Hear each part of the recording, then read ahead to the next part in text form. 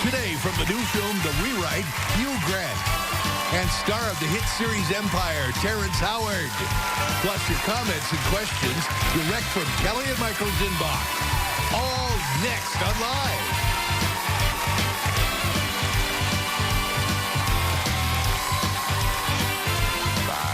Now, here are Kelly Ripa and Michael Strahan.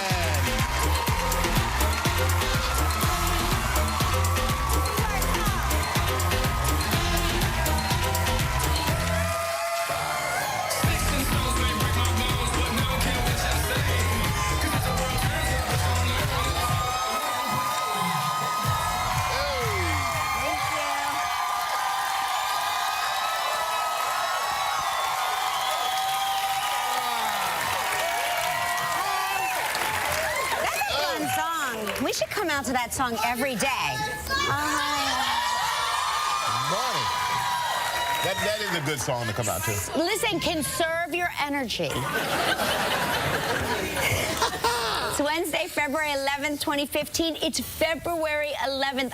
I know I keep saying that I can't believe the days are flying by, but they actually are flying by. Yeah. In a very real way. Yes. And Valentine's Day is around the corner, and I hope you got me something good. I'll be shopping today.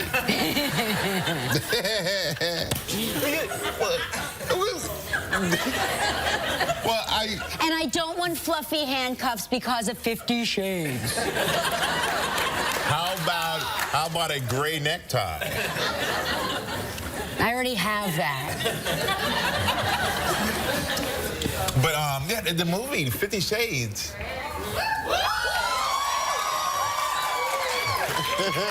Look at these women are all frothed up. I know.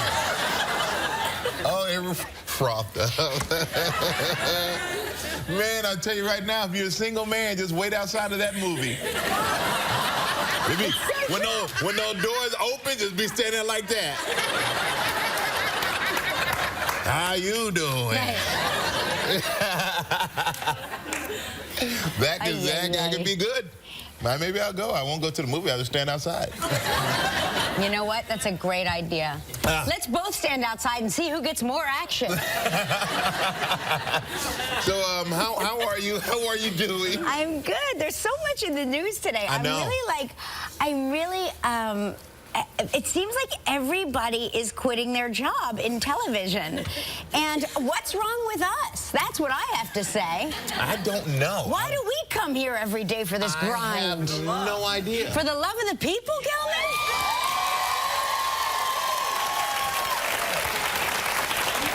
Well, I'm going to show y'all. Don't you 50 Shades of Grey me. I'm going to show how much love I have for everybody when I win that Powerball. Oh, tonight. yes, yeah. And you were backstage regaling the producers with how you were going to take care of them after you win. Yes. And everybody's like, well, what does that mean specifically? Yeah, right. Tell us, how much are you talking about? We just want to write that And I asked, what do you need? And he said, we'll talk privately. Yeah. So I said, well, if it's too much, then I'll make sure you have warm bagels here every time you come to work in the morning. But I would take care of people. I would. I really would.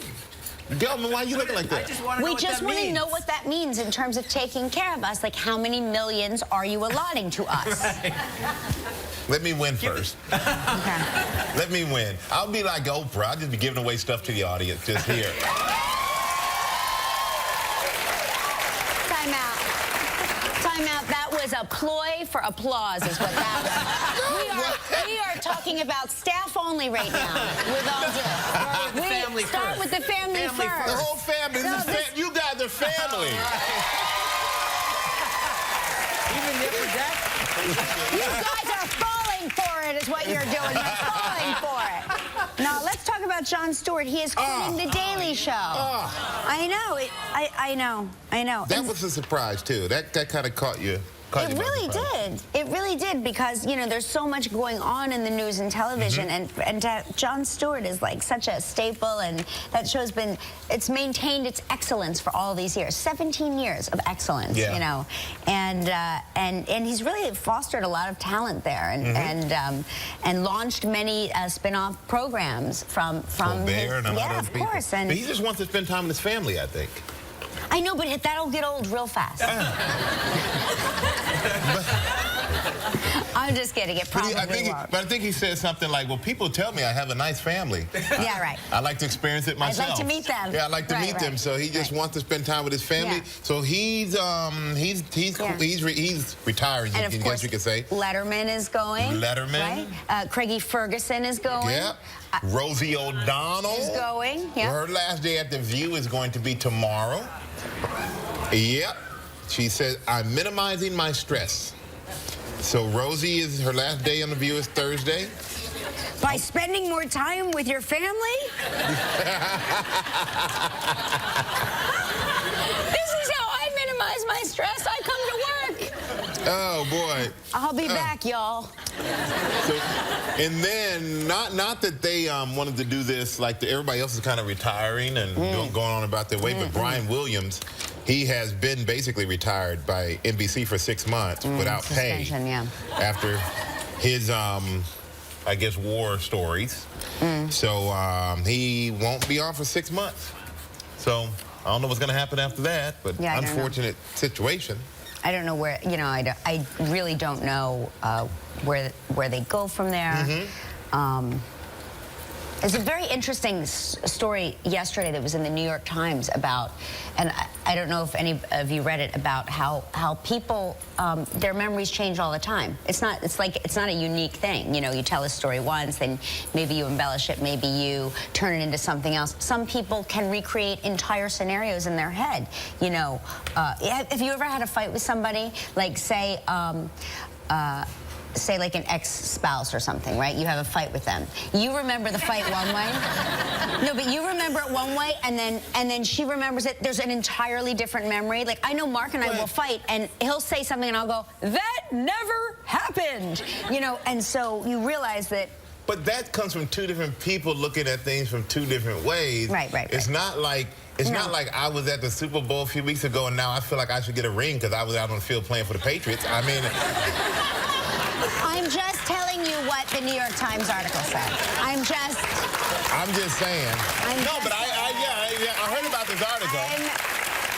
But I didn't write the article. But in relationships, so calm down. I'm just saying that is a very interesting point of view, is that people it is in the human nature to conjure, create, recreate scenarios. Well, men have been accusing women of that for years. And vice versa. And vice versa is what it is. There he is, the big lotto generosity king. There's your generosity king, ladies. And under the bus we go, collectively. But no, what I'm saying, we will never agree. A man and a woman, for some reason, we see things totally different. I think we rationalize things that are irrational to women and vice versa. Women seem to hinge on certain things that we kind of let go of, and I think it's just in our nature. But it's totally different when you have two people as opposed to one person seeing one thing one way and making it whatever they want it to be. But I just think it's a bad situation. I mean, I feel bad for him because I do like Oh, Brian he's Williams. such a, so, I mean, just a bad situation, which I don't know how to come back from it, but we'll see. We'll see. Yep. But, fellas, I'm sorry. You hold your wife's hand, and everything will be okay. All the guys got real nervous when I brought up something like that. Just grab her hand and say, honey, I'm here with you. All right? You'll be okay. Yes, yes. Patronize us. We love that. Oh, stop it! That's my favorite thing. I'm buying everybody a car!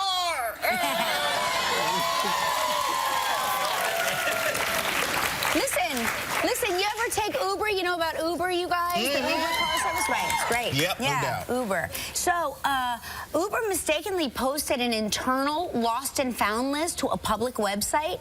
And it's so interesting. They had 150 items in their Los Angeles-based lost and found for Uber. And here's some things that they found that are kind of weird and interesting.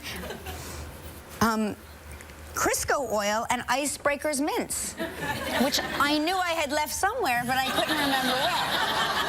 Crisco and mint sound like a pot. Together, right. Like, they were found from one, yeah. Yeah. Excuse me, did you find my Icebreakers and my Crisco oil? I can't find it. And I'm going to that 50 Shades of Grey party. And obviously, I need both things. Hey, $500 in cash. Anybody missing $500 in cash? Uber has it. Ma'am, you don't even have an app, and you're talking about, I lost $500. Who lost their Santa hat? Because Uber has it. Hey, a knife. Lost my knife. On my way to that 50 Shades of Grey party. Oh, my gosh, here it is. Gelman's medical marijuana ID. Uber has your medical marijuana. My migraine is acting up I again. know, you can't think straight. You're like, I lost something and I can't remember what it was. A selfie stick. You lost your selfie stick, Uber has it. And if you lost your Patti Smith record, Uber has it. Patti Smith record. There are only 150 items and they're lost and found. You would think that people. Well, this is the 100. There's a lot more. This is like just a small glimpse of what they. Yeah. Okay. All right. Yeah. That Patti Smith records are hard to come by nowadays. Yeah. And guess what? I really do need my Crisco oil back. And So this story, I was like, wow, this is really, really incredible. Well, you know Vince Lombardi, who the Super Bowl Lombardi trophy is named after. Well, Vince Lombardi was at West Point at some time, and this is Vince Lombardi in his West Point sweater, and that is this sweater now that someone found at like a yard sale or Goodwill, a North Carolina Goodwill. They bought it for like nothing, right? 58 cents for it. Right. 58 58. I was like, when do you get stuff now for like 58 cents? You think it's like $1, at least $1, 58 cents. But they're putting the sweater up for auction now, and it could fetch up to $20,000. Wow. They said they got the sweater, and they opened it up, it said Lombardi inside, and it's like, wait, this is his sweater from all these pictures, and worth up to $20,000. Wow. Which, you know, it could be worth more than that. And they just randomly purchased it, right? They weren't people that are experts. No, they randomly purchased it. And to be honest with you, I think it's a cool, it's very cool. retro sweater. It's like really cool. I would have bought that. I'd have paid $1. Yeah, exactly. Hey, big spender, you would have paid at least $2 for it. Especially after you hit the mega ball. You wait. I'm telling you now, when I hit this mega jackpot. I like it's gone from if to when. Yes, when? Your life is going to change. Your life is going to change. Your life is going to change.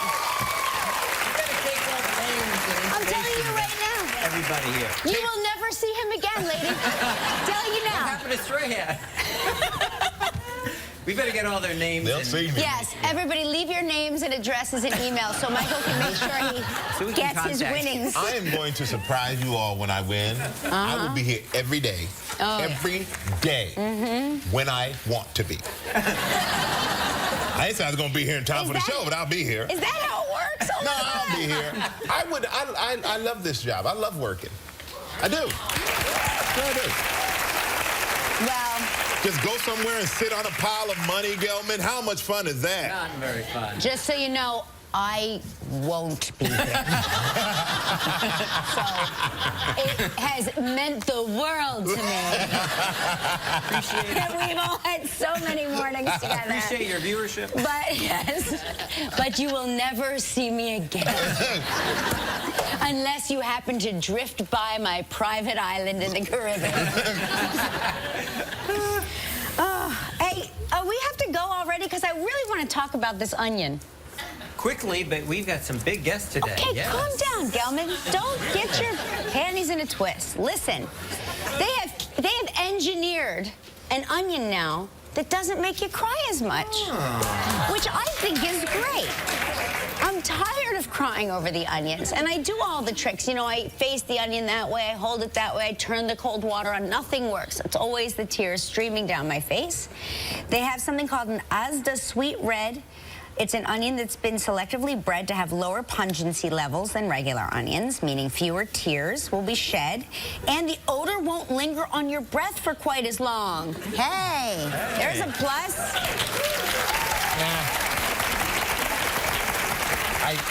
I get it, but I'm not down for that. I don't want you messing with my food. Next thing you know, I got a third eyeball going, hey, how you doing? Sweetie, do you know that, like... I can see you.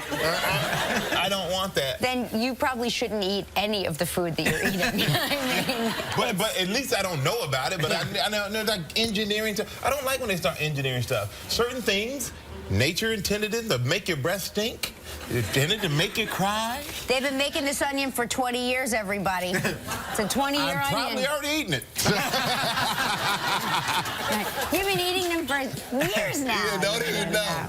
Well, it scared me when they start engineering Anyway, stuff. no, I like the idea of that because I'm tired of burning my eyeballs out every time I cut an onion. I really do. And I try all those tricks, and none of them ever seem to work. Scuba mask. Scuba mask. Oh, that is a good Are you idea. serious? Scuba mask. Yeah, the goggles. Yeah. And somebody walks to your house just sitting there cooking with a scuba mask on. I'll be honest with you, I'm not staying for dinner. I'm leaving. Actually, you know what's so funny? I typically don't keep a scuba mask in New York City. Yeah. You know, you so seldom need one. Wow, Gelman, you're a special man. Yeah, he is. All right. My wand is half empty. Your wand is half full. Well, half full. Oh, they're trying to cheat. Okay, here You're we go. firing blanks? loaded. Oh, no. All right, let's time for our Winter Gone Wild travel trivia.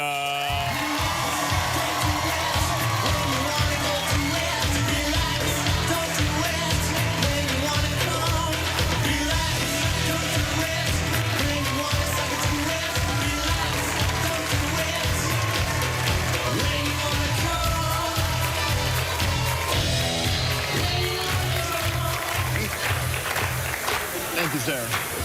Hey, that's Angie Ridges from Brooklyn, New York.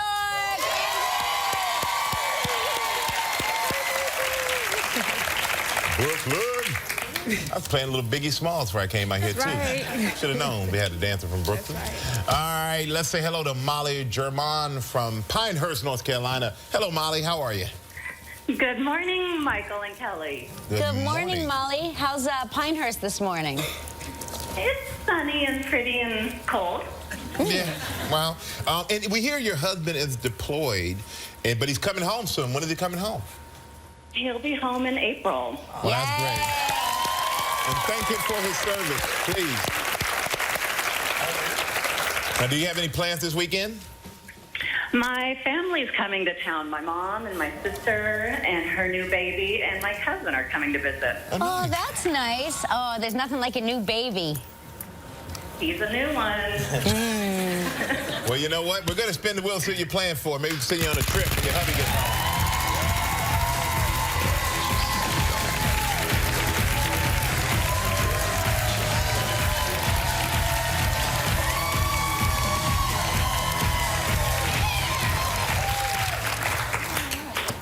Is it what? Huh? You're going to say the Hyatt? Yeah. Okay. The Hyatt Regency Huntington Beach Resort and Spa in California. Very nice. Very nice. 7 days, 6 nights. It includes 1 spa treatment per person. Round-trip airfare provided by Orbitz. It's a prize valued at $4,400. You have 20 seconds and only 1 guess, Molly. Good luck.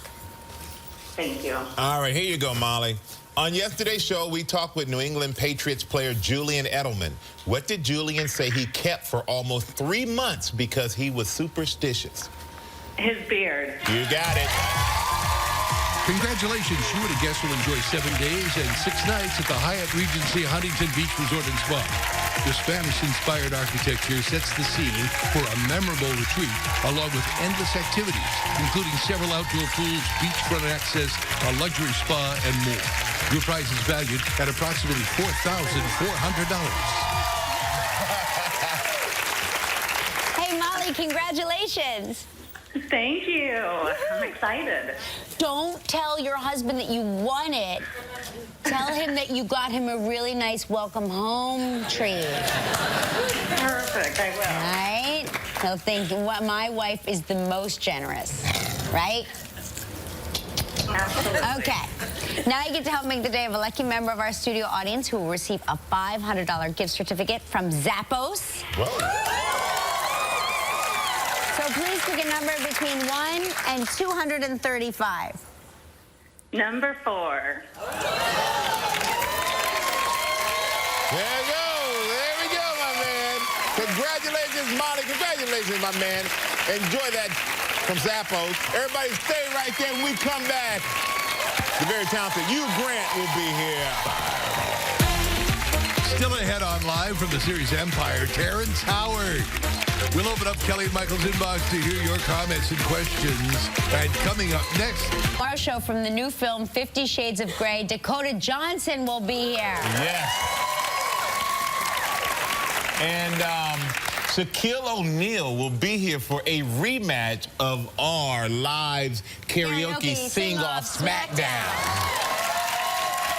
He is so upset. And by the way, he cheats, just so you know. Well, he came out here dressed like Prince with all that purple fabric with a Jerry curl. Right. And then he still got smacked down. That's right.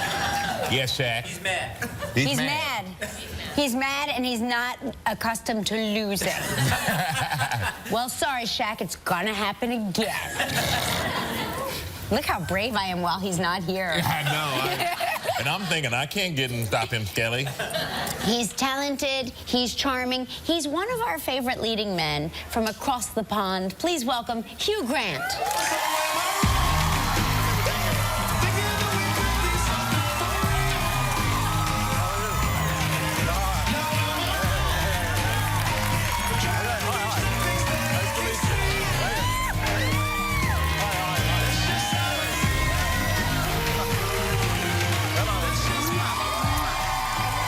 Nice to meet you.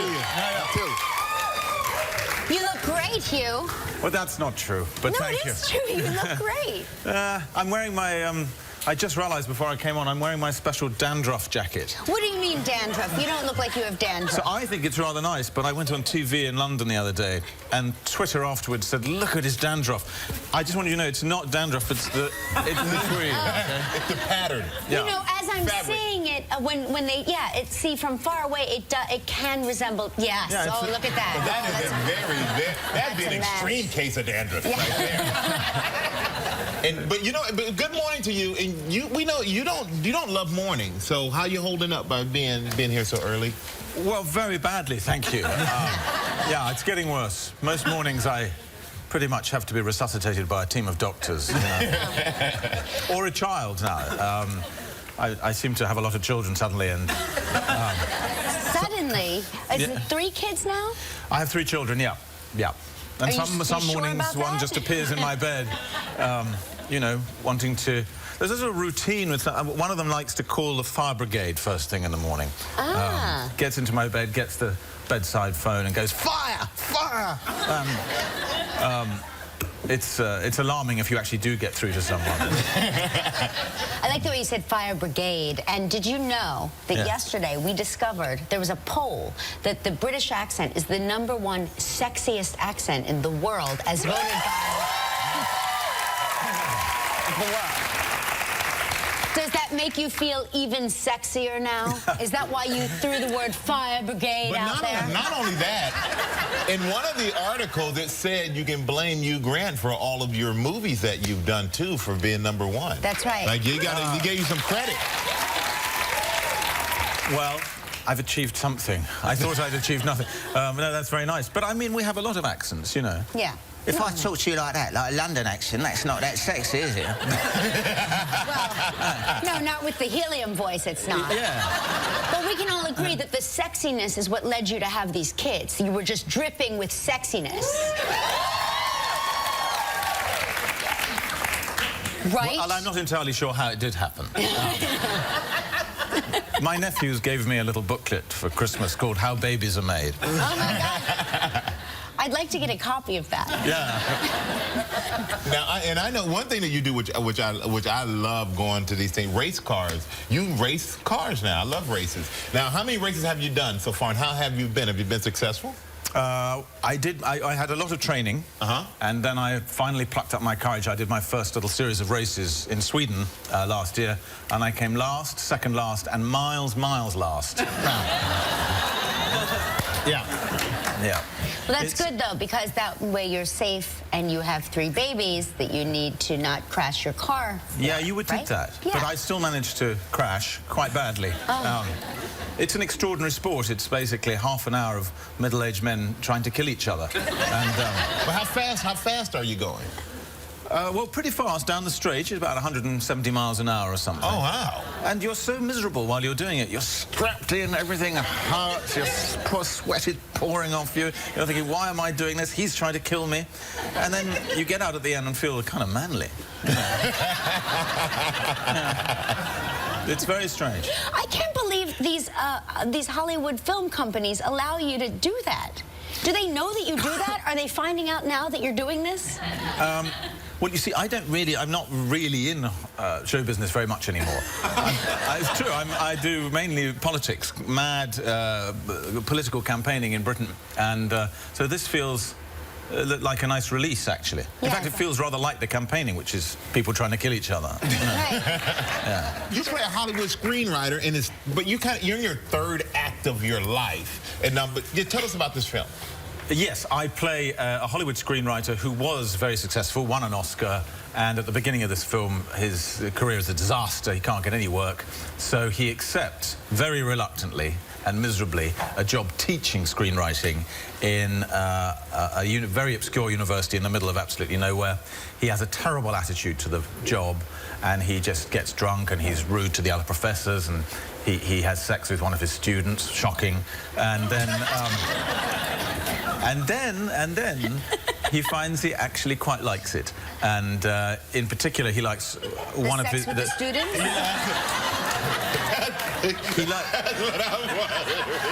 Well, he does like that, but he finds he likes even more. There's a mature student in his class, played by the great Marissa Tomei, who's a kind of single mum working her way through college, and that starts to happen. So it's about a man who thinks he's lost, and then he's not lost. It sounds like a great story, and I love Marissa Tomei, by the way. Yes, I love her too. Yeah. She's not...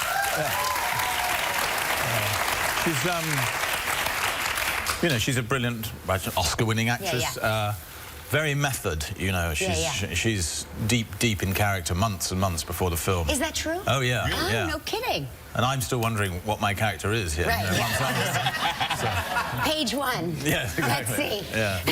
But we're going to take a look at a clip now. In this clip, after getting off to a poor start with your colleague, played by Allison Janney. Yes, she's a professor of English who specialises in Jane Austen, very buttoned up.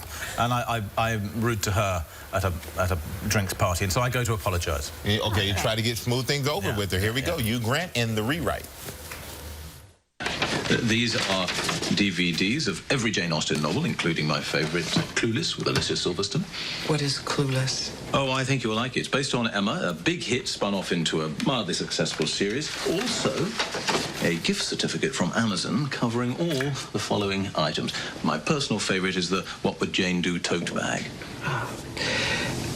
Mr. Michaels. Thank you.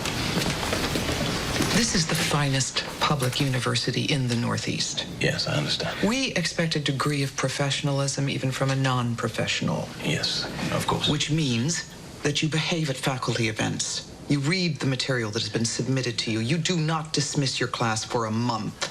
Oh. Yes, I heard about that. But I want to be fair and act without pride or prejudice, if you'll forgive the reference. No, I very much enjoyed it. It was good.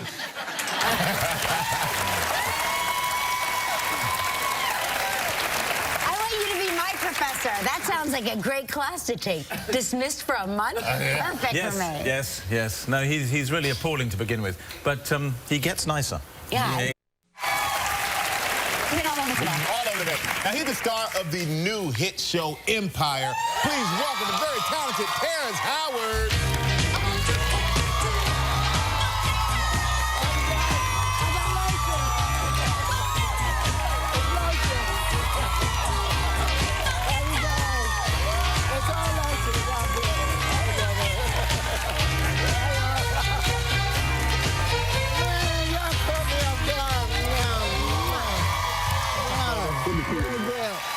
Very good. I was trying to put lotion on back there. Are you lotioning your skin? No, I needed some ash away. My hands are looking bad. They're looking real bad. I know the problem. I know the struggle.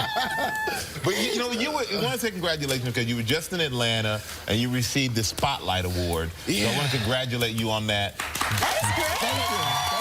You also taught a master class while you were there? Yeah, the master class. I had a bunch of these young students, you know, in college, actors, not reporters, I want to say reporters, but a bunch of actors, a bunch of cinematographers and all of that. So I got to sit down and talk to them about what I've done in the business, what's helped me, what hasn't helped me, and getting over little hurdles. So when you're teaching a master's class, that means you're a master. Yes. So what kind of advice? Call me master. But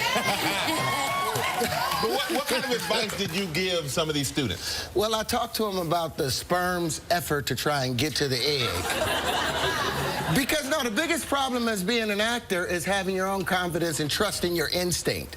And I told them that they raced against 500 million of their own brothers and sisters to get to the egg, and they didn't listen to one over here or one over there. They climbed over their dead brothers and sisters, don't have no compassion. Get to the egg. Get to the egg. That's a unique way of teaching a very good lesson. We need to get Hugh Grant back here because he's unclear as to where babies come from. So if you could just stick around, we can put that together, and then we'll know something. That's a very interesting lesson. Well, it's about building confidence in yourself and knowing that you had the instinct to get there, so you don't need to listen to this person, that person, the other person. If you can beat 500 million of your own brothers and sisters, then you can accomplish anything in life. But don't you think that so many people are taught to go against their own instincts? Of course, but that's the problem. I wish we didn't have ears. If we didn't have ears, we would just be like the trees, keep growing and not be more focused. Be more focused. Amen. But what was the best advice you ever given throughout your life? My great-great-grandmother, I mean, I was so fortunate. Her name, we called her Mother, but I had her until I was 14 years old. Oh, wow. And she told me, you know, Terrence, when you don't know what to do, don't do nothing at all. Just be still. Just be still. And it's gotten me out of so many bad situations. It's kept me from saying things when I didn't know what to say. Just shut the hell up. Ooh, can I say hell? We're still on the air. It's that, and my uncle gave me some really great advice. He said, Terrence, you are a young prince, and one day you will grow up to be king. When I was 14, and he said, you must maintain your majestic composure. No matter what you do, you always do it as a king. Whether it's crying, fighting, loving, or dying, you do it as a king. Well, it's very interesting, you know, because I find that actors, the most riveting actors, are the ones that are very still on camera. Don't you? I mean, don't you? It's so funny that they were giving you what I don't think they realized was really good acting advice. Well, I think most actors are really still on TV because they're trying to come off of their hangover. And when the room stops spinning, okay, the room is going to stop spinning now. Oh, my line. We want to give you congratulations because we know that you have a new baby on the way. Is that right? So we have a little something for your new baby. How about that?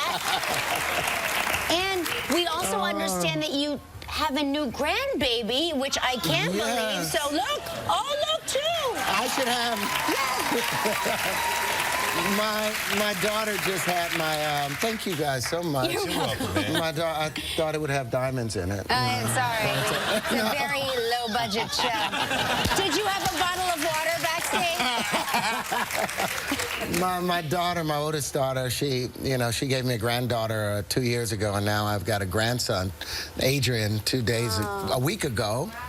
And, I mean, it's something else to become, do your third generation, to become a part of something bigger than yourself. And then my wife, we're due in May. Oh, my God. And I'm having another boy. First of all, two things. One, you look too young to have a grandkids. Secondly, you figured out that speech where that sperm goes. You figured out how to swim. All right.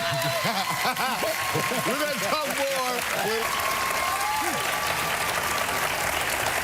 Powerful and real. Boo Boo Kitty is something else. And and the thing about this show, like that is so real. And your character recreates a lot of Lee Daniels real dad stories. Yeah. Is it hard to do scenes when that focus on real stories that happened between him and his dad with him there? It is. Like when we were doing the scene in the pilot where I take my son Jamal, who's dressed up in, you know, high heels and a scarf at a Christmas party, he's 5 years old, and I take him and I put him inside the trash can. When we shot that, you know, I was trying to be nice about it a little bit, and Lee was like, no, don't do it the nice way, because that's not how it was done for me. And then when I finally did it the way, without any compassion or any remorse, Lee was in the background. He couldn't even watch the camera anymore. He was just in tears. We looked at him, and he was in absolute tears. Because it was like watching his childhood unfold? It was watching, that's what his father did to him. Wow. You know, that's exactly what his father did to him. So he was like, this is important. And I know I get a lot of criticism about why would you do that? And, you know, should his father had done that? But growing up in a black environment, you know, that's just what happens. You couldn't talk about being gay or anything like that inside a black household. It's hard enough being a black man, but to be a gay man on top of it, you know, that's a death sentence. So I don't think Lee would be the man that he is, the creator that he is, had his father not pushed him to that way, because it made him just blossom in such a nebulous way. Gave him some strength. Gave him a lot of strength. And you know, you put on some weight before taking this role.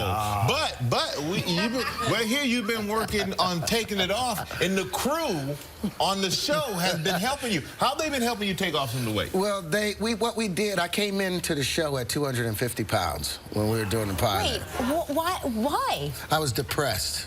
No kidding.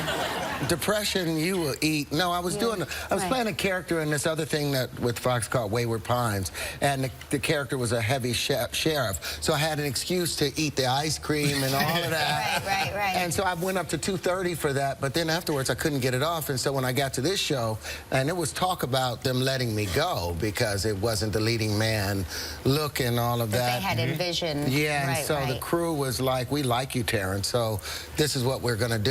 At the end of every take, at the end of every scene, if we have like 5, 6 scenes in a day, we do push-ups till failure. Oh my gosh. Push-ups till failure. I mean, not just 10, 20. We do push-ups till failure. And so I'm going to ask you if you guys feel like, you know, you've gotten pretty strong, Mike. I would love to see how many you can push on out. I'd love to see what you can do. That's what we do in Empire. She's tougher than me. All right, I'm going to do it. I'm going to do it this way because I don't want anybody to look up my skirt. Well, I am not going to look up your skirt, but all right, hold on. Let me get my jacket off. Okay. So hold on. How many? I don't have my mic anymore, so I'm going to talk loud. So hold on. How many can we expect here now? I'm doing at least 70. I'm not stopping. I expect at least 85, 90 out of you. Oh my goodness! I wasn't expecting. I didn't wake up expecting it.